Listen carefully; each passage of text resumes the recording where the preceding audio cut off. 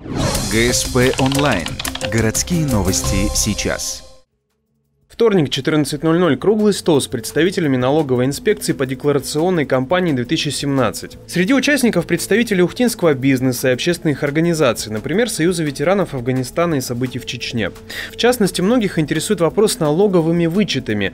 Они носят заявительный характер, то есть человек должен сам обратиться в инспекцию и доказать свое право на вычет. Однако многие доподлинно не знают, на что имеют право. В этом случае можно обратиться к справке на сайте налог.ру, в том числе там же можно почитать и о некоторых изменениях, с которыми придется столкнуться при заполнении декларации в 2017 году.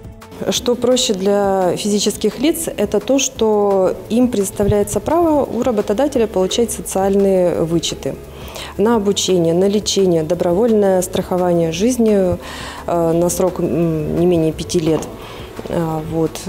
Получается, для этого им просто необходимо, не заполняя декларацию, как вот все у нас не очень тяжело, просто заполнить заявление, приложить документы, подтверждающие, как обычно получается.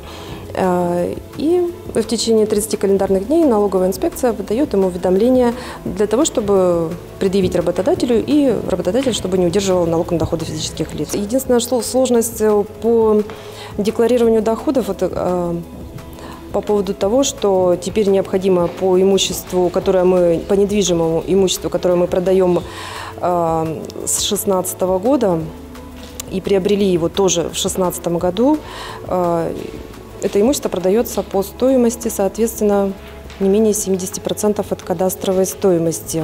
Обсудили и налоговые льготы для некоторых групп населения, а точнее их отсутствие. Например, налоговых поблажек в коме на транспорт для многодетных. Или же повышение ставки транспортного налога для всех. Она коснется автомобилей с мощностью двигателя до 70, 85, 100 и 150 лошадиных сил.